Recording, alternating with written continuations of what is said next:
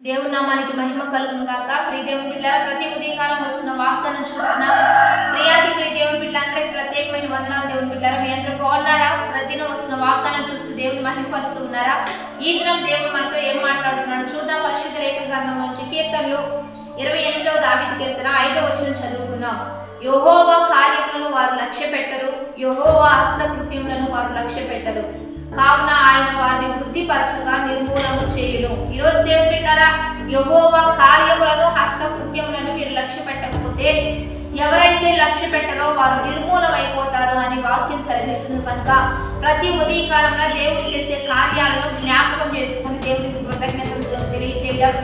ఈ రోజు దేవుడు ఎన్నో మేలు చేశాడు, గత కాలంలో ఎన్నో అద్భుతాలు చేశాడని చెప్పి దేవుడు చేసిన ప్రతి మేలును జ్ఞాపకం చేసుకుంటూ దానికి తగినట్లుగా దేవుని స్తుతిస్తూ నమ్మకంగా ఉదయకాలమే దేవునికి మంచి అవకాశం ఇస్తూ దేవునికి ప్రాముఖ్యత ఇస్తూ మనం వెళ్తూ ఉన్నప్పుడు దేవుడు మనల్ని వృద్ధి చేస్తాడు, ఆశీర్వదిస్తాడు. అందుకని దేవుని బిడ్డలారా, యెహోవాను ముందు పెట్టుకోవాలి, దేవుడికే విలువివ్వాలి.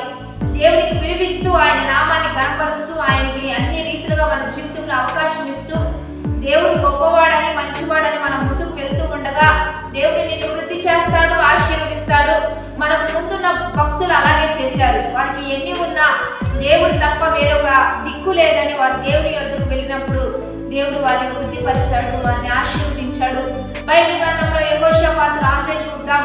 ఎంతగానో ఆయన యుద్ధమున్న సైనికులున్న చేయగలిగిన నేర్పరితనం ఉన్న మహాపరాక్రమశాలులు ఉన్నప్పటికీ కూడా యూదా వారితో యెరూషలేము వారితో మందిరంలో చేరి అందరూ ఏ పట్ట పట్టుకున్నారో అతను కూడా అదే కట్టుకొని అందరితో కలిసి దేవుడిని ప్రార్థించడం వలన, నీవు తప్ప వేరొక దిక్కు లేదు, మాకు ఏమీ తోచు లేదని ప్రార్థించడం వలన దేవుడు అతనికి గొప్ప విజయం ఇచ్చాడు, అతను వృద్ధిపరిచాడు.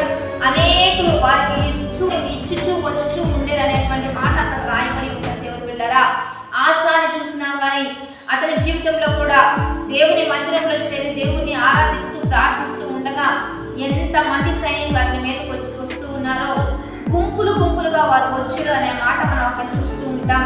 కానీ అతను దేవుని సన్నిధిలో చేరి తన పితరులు ఏ రీతిగా దేవునికి ప్రార్థించి దేవుని నామాన్ని కనపరిచారో, ఆయన చేసిన కార్యాలను కనపరిచారో, అదే విధంగా ఆశ చేయడం బట్టి కూడా అనేక పట్టణాలు, గోపురాలు, అనేక ప్రాకారాలను కట్టి వృద్ధి పొందినట్లుగా బైబిల్లో చూస్తూ ఉన్నాం. ఉదయకాలమే లెగుస్తూ మీ యుద్ధాలన్నీ దేవుడి ముందు పెడుతూ దేవుడు చేసే కార్యాలను కనపరుస్తూ ఆయన హస్తకృత్యాలను జ్ఞాపకం చేసుకుంటూ ఆయన నామాన్ని మహిమపరుస్తూ ఉండగానే మిమ్మల్ని వృద్ధి చేయబోతున్నాడు, మిమ్మల్ని ఆశీర్వదించబోతున్నాడు, మిమ్మల్ని హెచ్చించబోతున్నాడు. కొంత సమయం దేవునికి ఇస్తూ దేవుని నామాన్ని మహిమపరుద్దాం.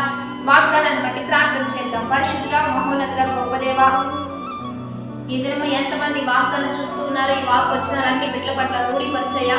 వారు నీవు చేసే కార్యాలు, నీవు చేస్తున్న అద్భుతాలను జ్ఞాపకం చేసుకుంటూ ప్రతినిత్యం నేను స్తుతించినట్లుగా, ఆరాధించినట్లుగా ఒక్కరిని సిద్ధపరచండి.